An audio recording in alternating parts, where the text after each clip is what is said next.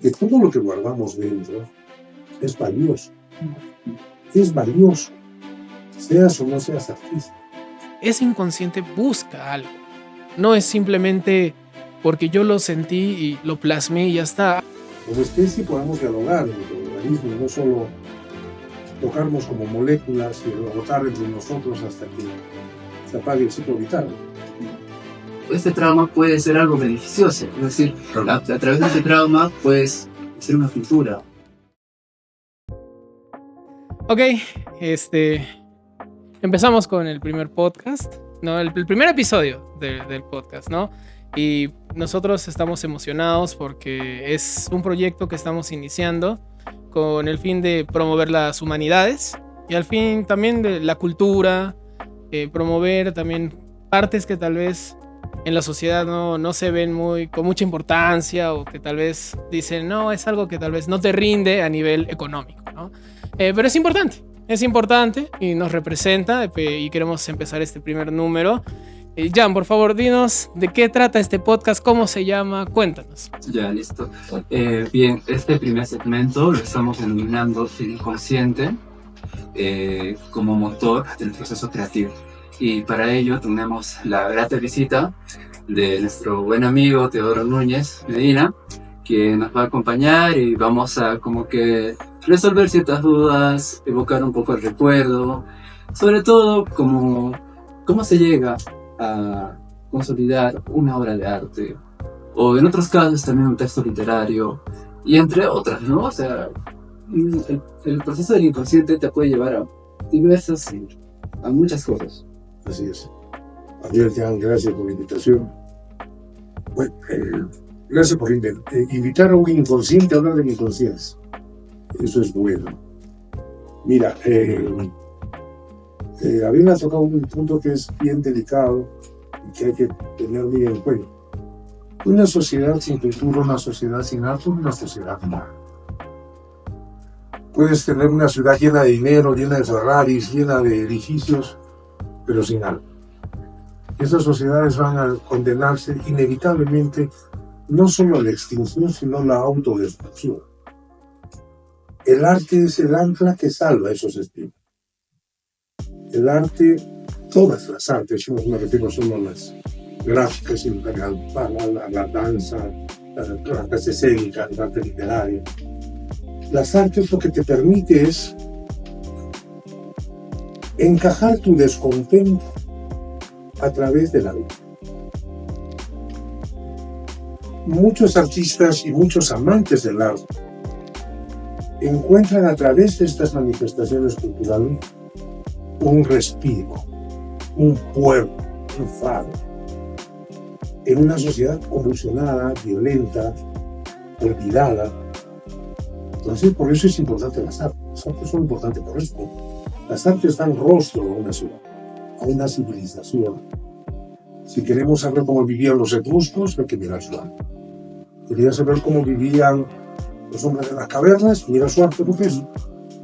¿Quieres mirar cómo vivían los persas, los mayas, los incas, los moches, los paracas, los pueblos originarios del África? Mira su arte. El único testimonio que ha existido a lo largo de estos registrados 12.000 años de civilización es el arte. Cerámica, pintura, en algunos casos algunos textos que aparecieron con escritura cuneiforme y lo demás. Pero lo único que dejó huella de la humanidad es el arte. Lo único que va a dejar huella futura también es. No han pasado a la historia ni los críticos ni los galeristas, han pasado los artistas. Entonces hay que entender que si partimos de ese proceso, el proceso de transformación social, cultural, económico, es las artes. Entonces empezamos por ahí. Sí, bueno, justo lo que comentas hacia el final es que, bueno, los críticos no han pasado en la historia del arte, ¿no? Y es que es justamente eso, por nombrar una obra literaria, El túnel del sábado. Trata acerca de básicamente, de las peripecias que últimamente había venido el artista Juan Pablo Fuster. ¿Y qué es? ¿Por qué toco esta obra? Es porque en el inicio de la obra el autor menciona que los críticos, si bien dan comentarios a veces mordaces de las obras, no están en la condición de dar esa calificación porque ellos no son pintores, menciona el personaje principal. Y es entonces que él como que desvaloriza mucho esa actitud, porque siente que los críticos, en lugar de ayudar, hacen que un artista deje de perseguir sus sueños. Se frustre. Se frustre. Claro, mira, hay una... Sobre los críticos hay un tratado muy bueno que tiene Guayasamín, un gran muralista ecuatoriano. Guayasamín, cuando hace las primeras obras, estos rostros y manos alargadas, él dice, yo lo criticaba mucho, porque había deformado tanto al figura. Bueno, nadie sabe quién lo criticó, pero ahí están los retratos de Guayasamín. Lo mismo le pasó a Diego Rivera, lo mismo le pasó a Siqueiros, lo mismo le pasó a Picasso, que lo crucificaron, lo hizo Guernica. A Van Gogh, que lo dejaron morirse de hambre, suicidarse en la locura.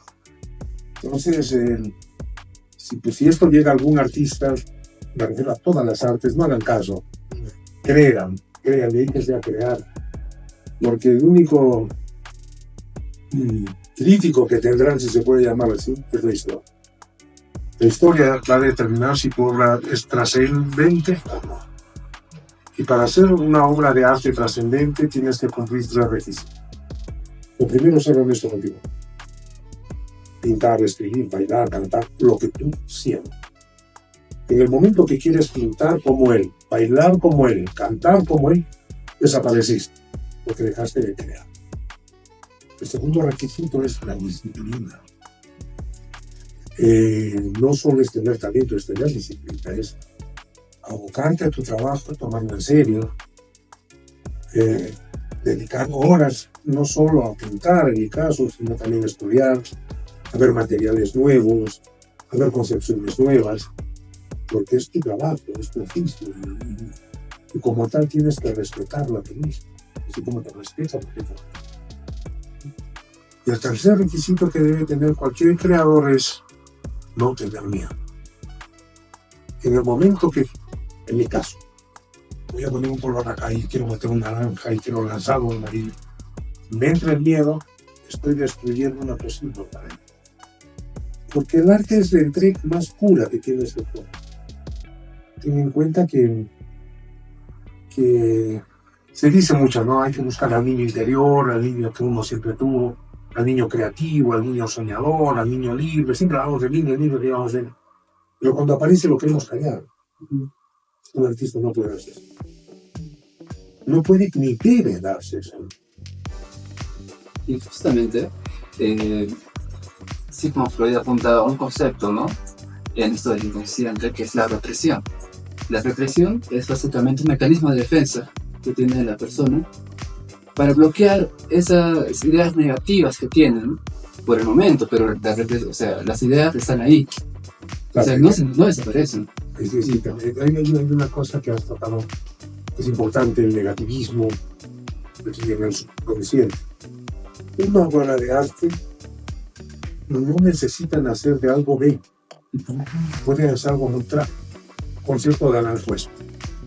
Concierto de Aranjuez es una obra concebida de muerte. El buey desollado es una obra de arte impresionante de la muerte.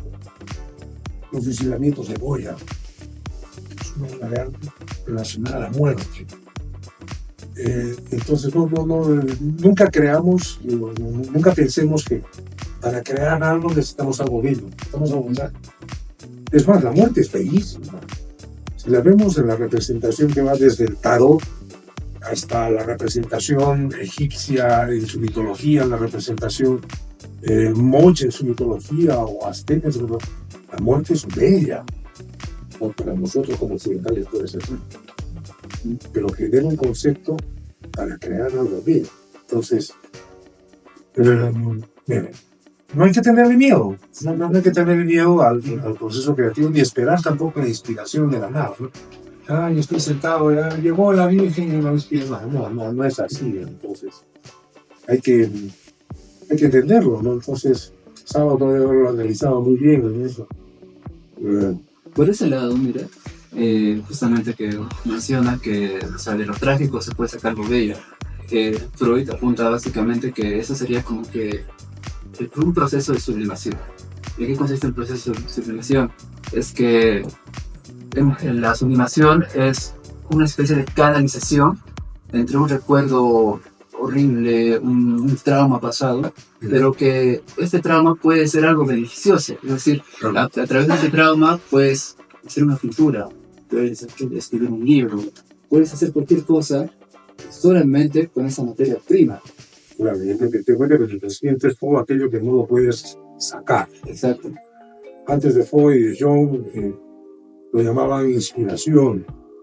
No creo que los, como dices acá, en los años 1600 haya sido el concepto de freudiano de sublimación. Los procesos creativos siempre han sido una respuesta a una angustia. En una época yo me dediqué mucho a leer la biografía. Estudian y te mandan a leer.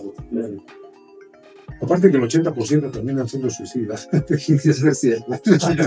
Sí. Casi todos parten de un principio, nunca, no se sentían parte de una sociedad, no se sentían parte de su entorno, no se sentían parte de su local. ¿Por qué? Porque ese inconsciente en el artista es mucho más consciente. Es mucho. Porque es el motor de crear. Yo recibí un ejemplo de arte muy chico, muy simbólico y muy fuerte. No sé si lo puedo replicar acá. Partía de un principio que decía que partía de esto. Bueno, dime la mano. Este proceso te ha generado una sensación física. Esa sensación física te ha generado una emoción. Esta emoción te ha generado un raciocinio. El raciocinio te ha generado un concepto. El fuego es peligroso. Igual funciona el arte. Ves algo que te impacta tan fuerte que luego lo vas elaborando en un concepto que termina en una pintura, en un libro, en la pieza musical. Pero para partir a crear algo necesitas un impacto muy fuerte. Si no lo tienes en ese momento, el inconsciente te absorbe. Esa emoción de niño, esa sensación, ese recuerdo, esa frustración, esa alegría extrema, esa tristeza sumida. Es la ventaja de que el inconsciente sea consciente en un artista, ¿no? Si todos tuvieran esa capacidad, tendríamos políticos honestos, tendríamos muchas cosas. Sí. Entonces, es lo importante, ¿no? Es lo importante de entender que todo lo que guardamos dentro es valioso. Es valioso, seas o no seas artista. Porque antes de ser artista, antes de ser militar, antes de ser cura, antes de hacer lo que quieras, eres un ser humano. El ser humano necesita básicamente entender su propia existencia en base a sus recuerdos y emociones. De hecho, partiendo de la lingüística, por ejemplo, uno de los entes más reconocidos es Noam Chomsky, y menciona algo interesante, no tanto a nivel artístico, pero sí a nivel de procesamiento. Por ejemplo, él maneja la temática de la competencia lingüística, que es todo aquello que tú ya has aprendido, todo aquello que tú ya tienes almacenado en tu cerebro, con el fin de proyectarlo en algo. En este caso, el lenguaje, ¿no? Él dice que la competencia es todos los saberes previos que tienes con la finalidad de crear algo nuevo, ¿no? De generar algo nuevo. Y si lo aplicamos, en este caso de las humanidades, en el arte, cualquier tipo de arte, obviamente, pasa, ¿no? Ese proceso, porque para poder uno crear arte requiere saberes previos. No es como que uno diga, pucha, hoy día me voy a inventar el renacentismo y hoy día sale el renacentismo, ¿no? O demás. Y la literatura. Tengo estas grafías y que aparece. Que sale, ¿no? O ver el toque, ¿no? ¿Qué es lo que lo hace bello? ¿Qué es lo que lo hace poético, ¿no? Porque al final, como mencionábamos y estuvimos hablando, es un proceso en el cual nosotros utilizamos, o podemos decir, nos dejamos utilizar por el inconsciente para poder reflejar, ¿no?, todo aquello que ya hemos experimentado y hemos vivido. Pero también nace la duda, ¿no?, de si se puede reflejar algo que no hemos experimentado, pero creemos sentir la sensación, la emoción de esa experiencia no vivida. Sí se puede. Y tiene un nombre: fantasía. No hace falta morir para entender la muerte, no hace falta ver un unicornio para entender la magia de un centauro, de un unicornio, no hace falta. La fantasía es ese refugio infantil, es la madurez espiritual del alma. Eso es la fantasía. Lamentablemente, la ven solo los niños, los locos y los blancos. Así que, por eso es que es tan poca la capacidad de fascinación que vemos. La gente ya no se asombra, no se maravilla de cosas sencillas. Claro. En cambio, los niños como siempre están expectantes. Claro. Camina por la calle y mira una piedrita que no encaja con todas, claro, y se vuelve un juguete, y viajan y lo vuelven un castillo y lo convierten en todo. Es la recíproca. Esa fantasía, que en el fondo es el acto más libre que puede tener la espíritu, se pierde con los años. Pero se pierde ¿por qué? Porque no solo es decir, ¿por qué se pierde? No es porque el niño deja de ser niño, es porque la sociedad no permite niños. Porque si los hombres fuesen niños, esta sería una sociedad libre. El hombre, la sociedad necesita productores de materia, productores de servicios, productores de economía. No necesita productores de suelo. Son peligrosos. Porque cuando un hombre sueña, cuando la humanidad sueña, ya no necesita remedios, no necesita autos, no necesita aviones, porque puede ser feliz en un banquito. Por ejemplo, hay una obra literaria que se escribió preso y él habla más cosas de nuestro idioma. ¿No? Ni siquiera necesitas libertad para crear. Cuando recurres a esa pureza de tu espíritu. Sí, justamente en el Quijote se muestra un personaje que es creedor en las fantasías de los libros de caballería, pero él como que está tan inmerso en esos textos, en esa tradición, en ese idealismo, al final cuando le queman todos sus libros, cae en una locura, porque él como que ya estaba habituado a ese mundo fantástico, ¿no?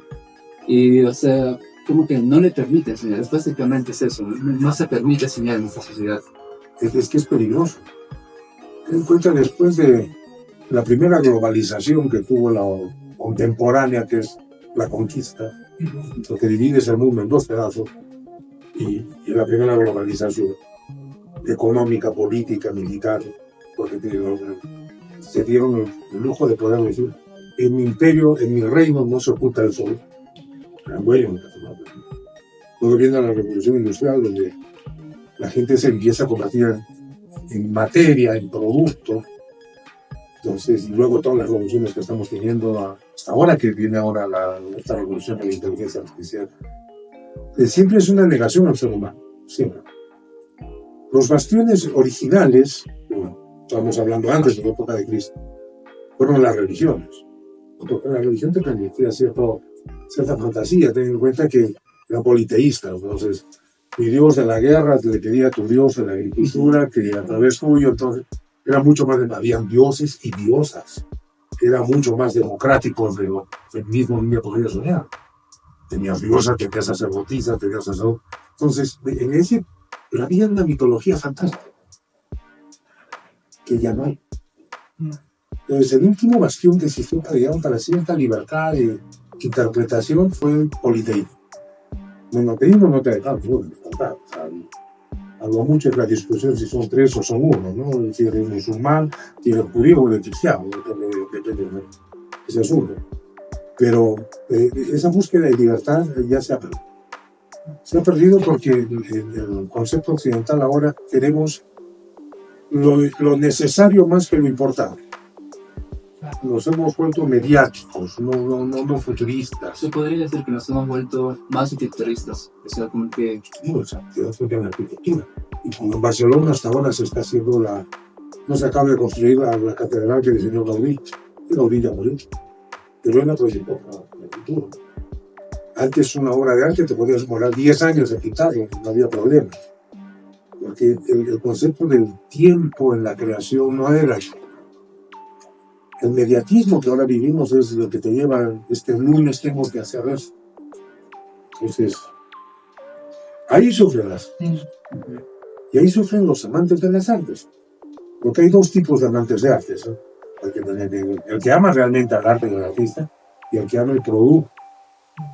Tú puedes ver un cuadro y decir, qué lindo.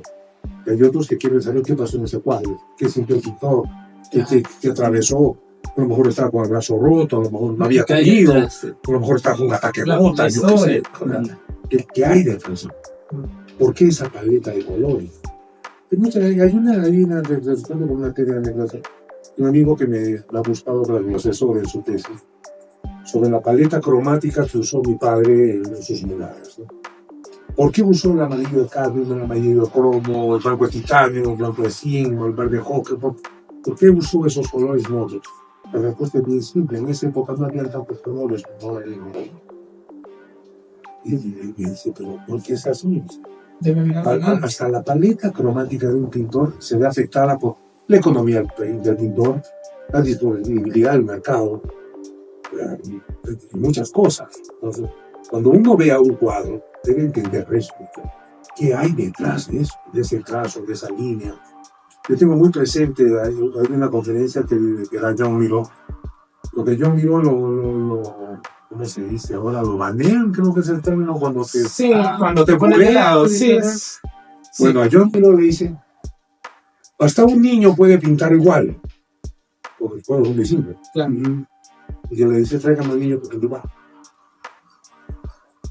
Dice, ¿por qué esa línea? Y ahí hay un cuadro que él cuenta muchos azules, una estrella roja y una línea amarilla. Pues esta línea amarilla me tomó 25 años pensar dónde ir. Entonces, cuando uno empieza a mirar eso detrás de un cuadro, porque en mi caso me dedico a las artes plásticas, empieza a mirar eso, entonces empiezas a entender al artista y su inconsciente. ¿Cuánto acumuló Carlos María? No se valoriza esa historia que hay detrás. Y bueno, apuntando un poco a lo que señala Mario Vargas Llosa en su ensayo La civilización del espectáculo, él sostiene la idea de que debe haber un canon. En el arte, en cualquier cosa debe haber un canon que debe saltar como que las reglas, las bases de la estética, ¿no?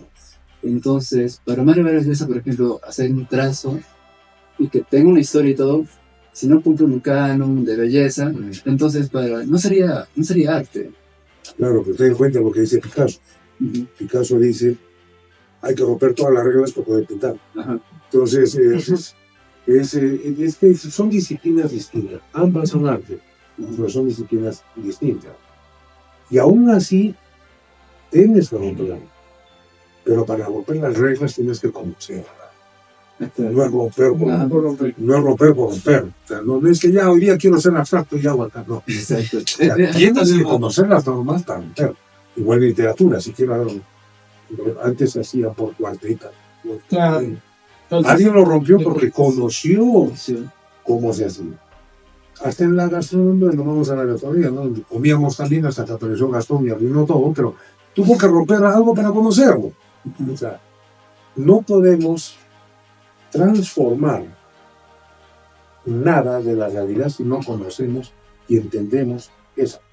Sí, de hecho, justo agarrando la parte de donde las personas suelen decir, no, por ejemplo, en la pintura, ¿no? Un niño lo puede hacer, ¿no? Pero es porque las personas tienen esa imagen mental de que los artistas, aquellos que se basan en las humanidades, son personas que no tienen un criterio, no tienen una son abandonados, están locos. Y que, digamos, se dejan guiar tanto, ¿cómo decirlo? De que el inconsciente está inconsciente, o sea, que no tiene conciencia, pero no es así, o sea, el mismo inconsciente tiene la conciencia de De su hacerte, propia existencia. ajá, de decirte qué debes hacer, cómo debes hacerlo, ¿no? Porque, como dio el ejemplo, ¿no? Digamos, esta raya me duró 2 meses, es porque el mismo inconsciente tenía la conciencia de decirte cómo debes hacerlo para que cumpla tus propias expectativas, ¿no? Porque, y es lo que dicen, ¿no? Mencionan de que no hay, es un proceso al azar, le diremos, ¿no? Es un proceso al azar que salió porque te pareció bonito, porque pareció increíble, encajó, pero tiene todo un proceso detrás, un estudio, ¿no? Por algo hay carreras especializadas, ¿no? En el arte, en cualquier tipo de arte, hay análisis muy profundos. Por ejemplo, en la literatura uno piensa que cuando te dicen estudio literatura, se basa de que ya, pues tú te has fumado algo y lo has escrito. Lo fumaste, lo escribiste. Pero el pintor, claro, me soñé, lo dibujé, ¿no? Entonces, pero al final va más. Lo soñé y lo sigo. Claro. Es el inconsciente. Obviamente, visto, bueno, desde ese lado, ¿no? De los que no dicen, digamos, de los que no comparten, dicen, ¿no? Que, pues es algo que no tiene valor. O sea, ese sueño pasa, ¿no? Desapercibido. Es un sueño, no es real. Pero a mí lo que me llama bastante la atención en la parte de la creación del arte es que ese inconsciente busca algo. No es simplemente porque yo lo sentí y lo plasmé y ya está. Hay algo detrás, ¿no? Es la necesidad de comunicarlo. Porque nuestra condición gregaria, humana, de bípedos razonables, ya no digamos humanos, de bípedos razonables, al ser gregarios es comunicar emociones, sensaciones, necesidades, logros, derrotas, parte de nuestro desarrollo social, de nuestro gregarismo como especie. Entonces, el artista necesita plasmarlo y transformarlo y darlo a conocer. Claro que el lado romántico es decir mi pintura es de mi alma para tu alma, pero en la práctica vendría a ser es mi vehemencia a tu vehemencia juntos. Entonces, a mí me gusta mucho el arte abstracto por eso, porque el arte abstracto te pierde. Y en eso que te pierdes te encuentras. Yo tuve una experiencia que te lo voy a poner un poco de deuda. Estaba haciendo una exposición y se para al lado de una señora y empieza a hablar y a analizar psicológicamente el cuadro, ¿no? Y lo empieza a mirar. Maravillado de quién estaba hablando, era mi cuadro. Yo decía, ¿de quién está hablando? O sea, y se mandó un discurso psicológico, antropológico, sociológico, histórico. Y me dice, ¿y usted qué opina? No quise pintar todo eso. No era mi idea, pero dialogó. Entonces, eso es importante, ¿no? Como especie podemos dialogar en nuestro organismo, no solo tocarnos como moléculas y rebotar entre nosotros hasta que se apague el ciclo vital. Por eso las artes, volvemos la importancia de las artes en una sociedad. Porque dejamos de ser esas cosas que chocan en la calle sin conocerse. Y pasemos a ser moléculas que se chocan pero comparten. Claro, es como que yo tengo mi inconsciente, se transmite a otro, el cual aprende de ese inconsciente y se genera otra y otra. Y es una reacción en cadena, ¿no? Pero ese punto es interesante porque también tenemos que quedar claro que no sé que siempre que haya un proceso de enviar un mensaje no significa que va a ser todo un mensaje académico o un mensaje para nada. Por ejemplo, a mí me viene a la mente hay un poema que justo es entrando casi romanticismo, saliendo romanticismo, si no mal recuerdo cuál de las dos, pero es de un poeta llamado Alexander Pope, que él hace un poema que se llama la risa robada. Si bien era la risa robada, no me acuerdo, pero es chistoso porque el propósito de ese poema era burlarse de una familia que se quejaba de que su hija había perdido la virginidad con su vecino. Y le decían, por favor, haz un poema para que destruyas esa familia. Pero Alexander Pope dice, no, yo voy a hacer una sátira de lo que tú me estás pidiendo. ¿Cómo te vas a quejar de eso, no? ¿Qué sentido tiene, no? Y ese inconsciente, esa idea que tenía Alexander Pope, se transmite más adelante sobre la sátira, ¿no? O sea, burlarnos, inclusive utilizando aspectos clásicos, porque dice que es una musa, que los dioses, en una época donde ya no se utilizaba, ¿no? todas esas características, pero ¿cuál es el propósito? Decir, mi inconsciente me está diciendo, creo esta obra con un fin que ni siquiera es académico, ni siquiera es un fin. No, yo creo que es el caso de la escritura de la literatura. La literatura la burla de una persona en un espacio social determinado, en un espacio determinado.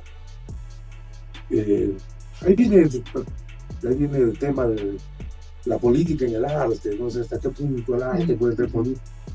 Yo siempre he dicho, todos los seres humanos somos políticos, por naturaleza. El ser humano que diga que no es político no tiene aún conciencia de la importancia de su sistema. Y desde la democracia, la dictadura, pasando por todos los procesos que han ido a lo largo de la historia de la humanidad, la política le ha seguido la mano. No significa que hay que pintar uno con poncho, zampoña y una ametralladora para decir que era revolucionario. Klimt fue absolutamente revolucionario cuando deformó a la mujer y la llevó en oro, ¿no? Que fue una buena revolución. Entonces, no es cosa que digo, una ametralladora. Claro. Y tampoco la poesía soviética de los 30 y 40, que era la puño arriba, la patada arriba y la K-47, ¿no? Entonces, o la Revolución China, ¿no? Entonces hay que entender que como arte puedes transformar mucho una sociedad. Como artista, como ahora lo llaman líder de opinión. Entonces, un artista puede ser líder.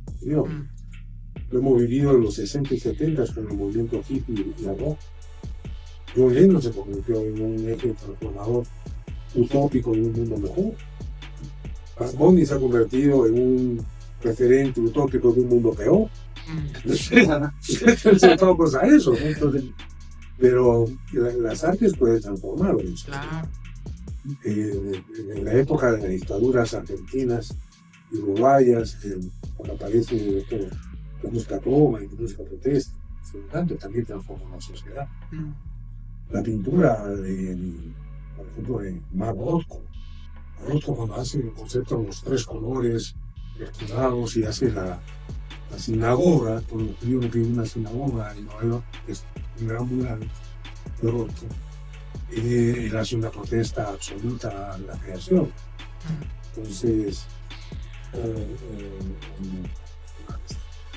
Kandinsky, cuando decide transformar las líneas y los colores y las protestas en lo que significó el fin de la Primera Guerra Mundial. El arte puede negar una realidad o potenciar una realidad, pero es una respuesta a un proceso que le toca vivir al artista. Pero un artista ahorita no podría pintar como esa pintada del Renacimiento, porque ya no hay esos conceptos sociales que influyan al artista a pintar esto. Tampoco están los mecenas que te pagan 10 años con 4. Ya no hay. Entonces, ahora estamos en un proceso donde las artes, al menos plásticas, que es mi caso, evolucionan muy rápido porque aparecen nuevos materiales para aparecen nuevos medios para trabajarlos y aparecen menos temores. Porque antes existía la idea que si no es en lienzo, que debe ser cuadrado o rectangular y se le prepara el fondo. No, ahora ya te puedes mandar, no puedes pintar con una llanta si te da la gana. Claro. Entonces, esa libertad de respuesta a los cambios tan rápidos que se están dando en nuestra sociedad también, porque antes el mundo cambiaba mucho más lento. Tú te enterabas de una noticia 3 meses después de llegado de bar. Ahora te enteras en un segundo lo que ha pasado en Sudáfrica, lo que ha pasado en China, lo que ha pasado en Canadá. Entonces, es lo que permite el fenómeno de la globalización, o sea, mantenernos conectados, pero también hasta qué punto también es eso. Mira, como artista plástico es terrible. Es terrible porque te lleva una angustia permanente de lo que está pasando en el mundo. Si no tuviéramos la internet como la tenemos ahora, mi angustia sería un pésimo gobierno que tenemos, una violencia urbana muy fuerte y la inseguridad. Pero con las redes tengo el miedo hasta de una guerra nuclear. Sí. Entonces todo eso se me suma en un minuto. Claro. Yo vengo de una generación que en los 80 teníamos miedo. Pero no era tan cercana porque para que llegara la noticia se demoraba su tiempo. Ahora es más fácil que te llegue la bomba nuclear antes que la noticia. Entonces. Y eso al artista le afecta, pero lo nutre para él. Entonces el artista debe evolucionar también en su proceso creativo. Yo no creo que un pintor deba pintar lo mismo que hace 20 años. No creo. Debe haber una evolución en el mensaje y el diálogo que va. Y viendo esa parte, me surge la duda, ¿no? Porque sabemos que el inconsciente tiene propósitos de decir algo. Si quieres decir algo. Pero yo me pongo a pensar en el siguiente término, y usted como profesional en el tema de las plásticas, la opinión sobre el amparte, ¿no? Que la opinión sobre este arte que no tiene ni un propósito ni un fin. Por ejemplo, a mí me llega la imagen de la noticia de que $10,000, un plátano pegado a la pared con una... Ahí está, pero 200 todavía más todavía, peor todavía. O sea, ¿qué pasa con ese proceso? Podemos decir, porque sí hay un inconsciente, porque al final el inconsciente es el que te dice, haz algo. Pero, ¿qué sucede, no, en ese caso del amparte? Hay que preguntarle al artista. No te olvides que la semana pasada se ha vendido una escultura invisible. Como también ha llegado un cuadro de William Turner a 42 millones de euros. O sea, hay que entender que el arte no es un producto mercantil. Es un producto, no sé si sea correcto, un producto espiritual. El producto mercantil es otro. Un Trillo, uno de los pintores que más admiro españoles, andaba con su esposa en la mano durante años cambiando cuadros por comida. Un Trillo era lo que baja de $3 millones. Van Gogh murió en la pobreza, 80, 120 millones. Un Cézanne, un Manet. Entonces, una cosa es el arte y otra cosa es el producto mercantil. Entonces, en eso sí yo creo que hay que hacer una clarísima separación. Otra vez volvemos. El que lo vende es un crítico y un galerista, que dentro de 100 años nadie sabrá quién es. Pero aún quedará la firma al cual, la importancia del artista. Y queda. Claro, y queda. Sí. Y bueno, también como que para volver en eso del inconsciente, al final es el yo mismo quien tiene la última palabra en decidir si lo inconsciente se va a hacer consciente, es decir, si lo inconsciente se va a hacer una obra de arte, es decir, es el ente mediador antes de que se produzca una pintura o lo que fuere. Es un poco ya el ego, el deseo de trascender, el deseo de la eternidad. Yo no voy a ser eterno físicamente, pero me encantaría tener un par de trabajos que no nominal. Me encantaría. Mi ego, sí, es parte de mi ego, natural, pero que todo humano lo sé. Lo ves cuando te vas a un museo, ¿no? O sea, no tienes idea qué pintor hizo eso, pero Altamira está ahí. O qué ceramista hizo este guapo. Pero ahí está la obra al final. Al final es tu trascendencia. Así que cuando vas y tienes una escultura en piedra, que tienes 15, tener años, y dices, no tienes idea ni quién la hizo, pero está la obra. Pues es un poquito el ego, eso sí también te digo, o sea, el querer trascender, que es lo que todos soñamos en trascender. Por eso tenemos hijos, por eso procreamos, porque quiero trascender mi nombre y mis genes a través de otro ser.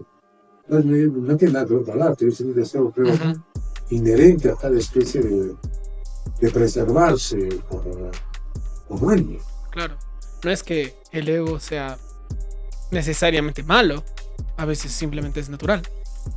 Y bueno, yo creo que ya para ir, porque el tiempo es otra cosa que también nos come a todos. Vamos un poco a eso, que sea relativo. Y decía, pero sí, yo diría que el inconsciente es algo, bueno, y podemos tal vez terminar dando conclusiones cada uno, para terminarlo de manera conjunta. Y yo por mi parte puedo decir que el inconsciente es un arma que uno debe siempre tener la libertad de utilizarlo, pero la conciencia de cómo usarlo. Porque muchas veces el inconsciente puede tomarte en contra. En muchas ocasiones uno puede decir, yo lo hice inconscientemente, pero como mencionamos, a veces lo inconsciente tiene conciencia, ¿no? Y bueno, por mi parte, en el proceso creativo, yo creo que el inconsciente tiene un gran valor, pero también una gran responsabilidad, ¿no? Como Spider-Man, ¿no? Un gran poder conlleva una gran responsabilidad, ¿no? Porque trasciende mucho más que la economía, que la política, el arte y la parte del subconsciente trasciende a tal punto que yo lo que pienso ahorita probablemente es algo que ya se pensó hace mucho tiempo atrás. Y tal vez no lo pienses mañana. Y no lo pienses. Sí, y bueno, también para dar una idea final, es que esto del inconsciente, al final, como mencionamos al principio, como que inicia con ese proceso de represión, de una idea, de un sentimiento, de un trauma del pasado, pero que al final, mediante un proceso de sublimación, puede llegar a concretarse en algo bueno, en algo beneficioso. No necesariamente un trauma tiene que quedar en un trauma, puede quedar en algo estético que otras personas pueden apreciar. Entonces, vamos a terminar con algo así. El inconsciente es como un espejo. Tú ves si te sonríes, si te afeitas, si te peinas o no. La decisión es tuya porque es tu superpoder.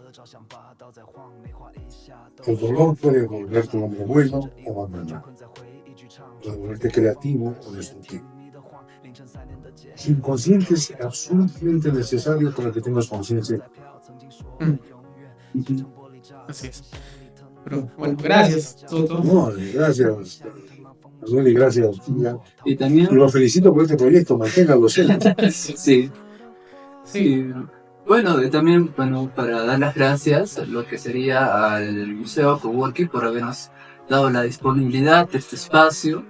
Como mencionaba Abel desde un inicio, se está marcando este proyecto para generar nuevas expectativas sobre el futuro. Es decir, alimentar la conciencia social, alimentar lo que es la proyección cultural que hoy en día como se está perdiendo. La humanidad. Exactamente, las humanidades se están perdiendo. Sí, antes que nos ganen los robots chinos. Sí, y bueno, dado este agradecimiento, creo que hemos llegado al final. Sí, yo creo que antes de terminar también sería bueno que para quienes nos vayan a ver, sería bueno que sepan el nombre del proyecto. Cierto, nos hemos olvidado de lo más Lo más importante, ¿no? O sea, ¡Qué inconsciente! ¿qué inconsciente? Bueno, este proyecto se llama Tabula Rasa. ¿Por qué hemos decidido que se llama Tabula Rasa? Es porque viene de un latinismo, pizarra en blanco. Y es que queremos como que llenar puntos así específicos, ¿no? Del tema que vamos planteando, para que al final esa pizarra en blanco ya no esté en blanco, esté formulada mediante nuestras ideas, nuestras opiniones, y que no necesariamente tienen que estar a favor, Claro. también pueden haber Tampoco discrepancias. tienen que estar de acuerdo. Claro. Y tampoco tiene que ser una ley. Exactamente. Excepto hay una sola ley que hay que preservar.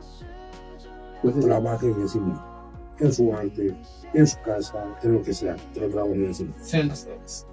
hay que ser por ti. Sean libres, sean felices.